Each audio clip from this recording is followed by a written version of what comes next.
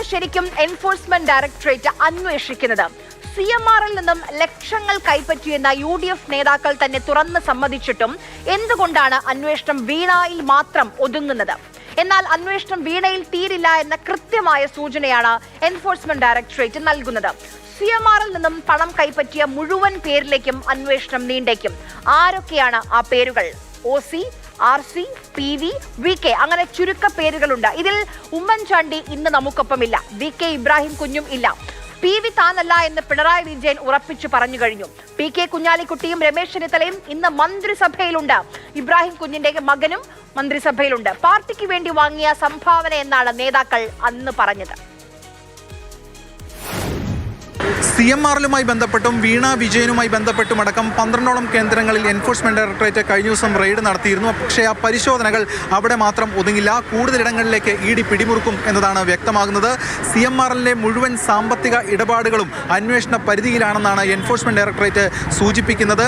അതായത് CMRൽ നിന്നും പണം വാങ്ങിയ മുഴുവൻ പേരിലേക്കും അന്വേഷണം ഉണ്ടാകുമെന്ന് EDയുടെ ആ വാർത്താക്കുറിപ്പ് തന്നെ വ്യക്തമാക്കുകയാണ്. വീണയിൽ മാത്രമല്ല, അല്ലെങ്കിൽ CMRൽ എക്സാലോജിക് ഇടപാട് മാത്രമല്ല എന്നതാണ് ഇതിലൂടെ വായിച്ചെടുക്കാൻ കഴിയുന്ന ഏറ്റവും പ്രധാനപ്പെട്ട കാര്യം. മന്ത്രിസഭയിലെ ചില അംഗങ്ങളിലേക്കടക്കം അന്വേഷണം എത്തും എന്നതാണ് വിവരം.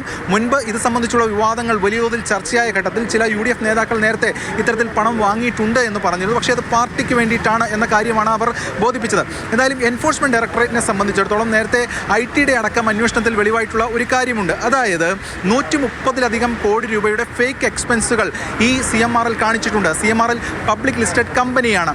സ്വാഭാവികമായിട്ടും അതിൽ ക്രമക്കേടാണ്. മാത്രമല്ല, ആ ക്രമക്കേട് പ്രൊസീഡ്സ് ഓഫ് ക്രൈം ആയിട്ടാണ് ED കാണുന്നത്. ആ പ്രൊസീഡ്സ് ഓഫ് ക്രൈം എന്ന് പറയുന്നതാണ് കള്ളപ്പണം. അപ്പോൾ ആ പണം ആരിലേക്കൊക്കെ പോയി എന്നതാണ് വിശദമായിട്ടുള്ള അന്വേഷണത്തിന് വിധേയമാക്കുന്നത്. അങ്ങനെ വരുമ്പോൾ കൂടുതൽ ഇടങ്ങളിലേക്ക് അന്വേഷണം പോകും എന്നതാണ് ഇപ്പോൾ പുറത്തു വരുന്ന കാര്യം. അത് സംബന്ധിച്ചുള്ള കാര്യങ്ങളും വിശദാംശങ്ങളുമൊക്കെ ED കണക്കാക്കിക്കൊണ്ടിരിക്കുകയാണ്. ഇപ്പോൾ ആദ്യ ഫോക്കസ് എന്ന് പറയുന്നതാണ് ഈ CMRൽ എക്സാലോജിക് ഇടപാട്. അവിടെയാണ് കഴിഞ്ഞ ദിവസം റെയ്ഡ് നടത്തിയത്. അപ്പോൾ അതുമായി ബന്ധപ്പെട്ട് വീണയുടെ ഫോൺ അടക്കം സീസ് ചെയ്തിട്ടുണ്ട്. ആ ഫോണിൻ്റെ പരിശോധനാ ഫലം ഏറെ നിർണായകമാണ് താനും. അതുൾപ്പെടെയുള്ള കാര്യങ്ങൾ EDക്ക് മുന്നിലേക്ക് വരും ദിവസങ്ങൾ എത്തുക തന്നെ ചെയ്യും. ക്യാമറമാൻ ജോയ്സ് CR-നൊപ്പം S. രാഗിൻ, മാതൃഭൂമി ന്യൂസ്, കൊച്ചി.